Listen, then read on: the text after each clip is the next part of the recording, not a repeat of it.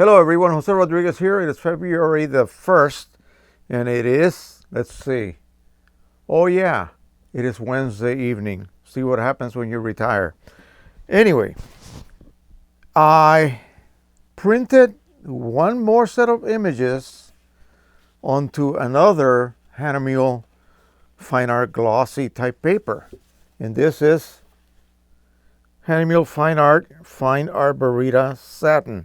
300 grams paper, and I did a color print of this decrepit old barn at the Antietam, Maryland battlefield, Civil War battlefield, and then I created a nice spooky looking black and white conversion, and I went ahead and printed it on the same paper.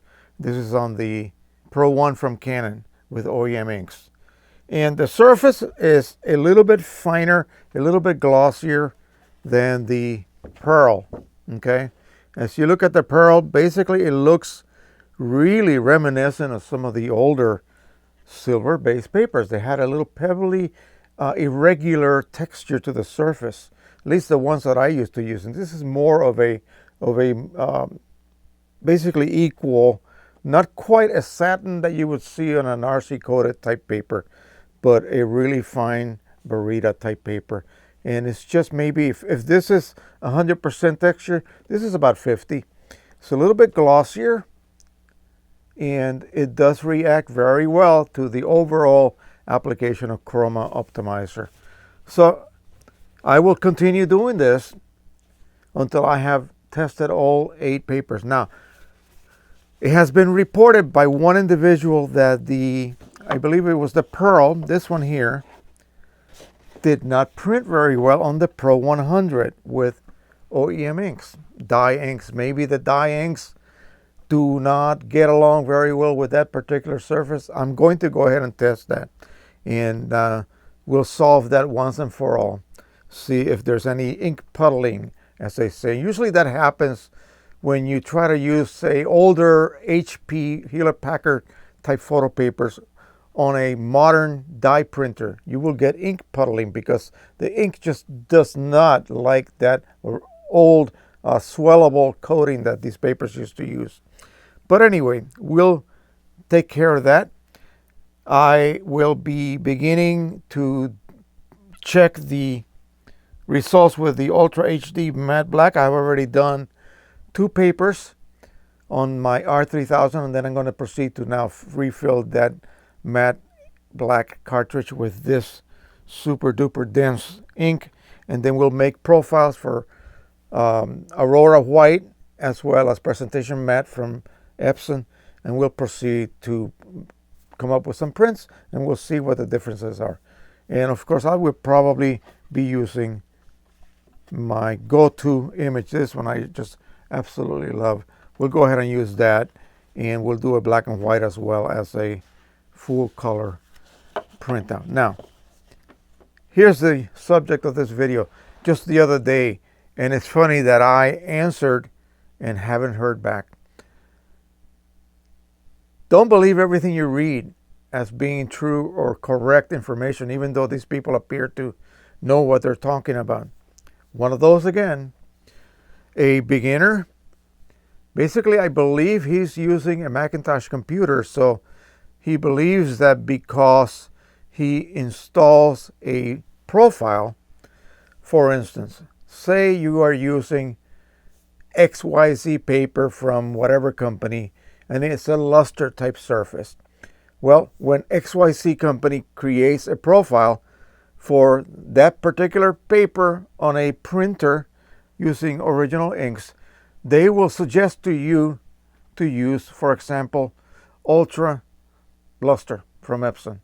So if they use a certain paper for that particular profile creation process, then that is the paper choice you will choose. Now, he seems to be under the impression that because you install a profile, when you tell, say, Photoshop or Lightroom to use that profile, that he no longer has to choose a paper type. And somebody actually answered, yes, that's correct. No, you are completely wrong. Absolutely wrong. You cannot assume that just because you install a third-party profile and the paper happens to be luster, and just because the profile supposedly includes that information in it, no, it does not. The profile has no clue what paper choice you chose when you created those charts to create that particular profile. When I make a profile, if it's, for example, a glossy paper, and it's very similar to, say, ultra glossy from Epson, then I will use that one. But I might be using a paper from Red River, a paper from Costco, a paper from Staples. It may have a glossy surface. And now I don't have anything to match it as far as my Epson paper choices go, but I have to choose a paper choice for a matching, as close as I can, type paper. What that does is sets many things. It sets ink density, paper thickness, and other aspects, okay, that have nothing to do with color reproduction. So when you come back and then I give you, for instance, the viewer ask me, hey, Joe, can I use your profile? I say, sure, I'll email it to you. But remember, you have to choose ultra premium glossy, for instance, okay? And it's not because you called that profile into use through Photoshop, telling Photoshop to control color. That doesn't mean that the profile is going to automatically tell the driver to set ultra premium glossy as a paper type. No, you still have to go into the driver and choose that paper choice. Whatever the paper choice was used to create the profile, that's the paper choice you need to actually call up within the driver. It does not happen automatically. And I cannot believe that not just one, but two people told this poor guy the wrong, absolutely erroneous information. So be careful what you read. I'm not saying that this is the only place for correct information. When I give you something that turns out to be wrong, I come back and tell you about it. Simple as that. I've done that. I have done retraction videos several times already. So remember, when you are using a foreign, by that I mean a third-party ICC profile, you need to actually read the instructions that came with that profile. They will tell you what Epson or what Canon equivalent paper choice you are to choose. They might even add that you increase the plating gap to a certain setting, okay? Because just because it's a glossy paper, this new paper that you're running may be very, very thick compared to, say, ultra premium glossy. Ultra premium glossy is probably setting number 3. This particular paper with a very similar coating as ultra premium glossy, which is what was used to create the profile, might be a setting of 5. Okay, so you have to keep that in mind. That will be included in your PDF or whatever text file comes with the profile when you download it. It will tell you exactly what to do. And usually, if you go to the local computer shop and buy a pack of some off-brand type paper, or you go to eBay and order some paper you're not, sure of, is not one of the major brands, you can go ahead and guess what paper choice to choose. And hopefully they'll provide you with a profile, but often they do not. So you have to rely on making your own. And that's usually the best thing anyway. So that is it. Just be careful what you read. There's so much misinformation out there. And it really saddens me that people are spewing out this garbage. It's like with alternative news and fake news. And you can't believe anything CNN says or any of the alternative news on YouTube says about, the president and the previous president and this guy and that guy. They're all lying. So be careful what you read.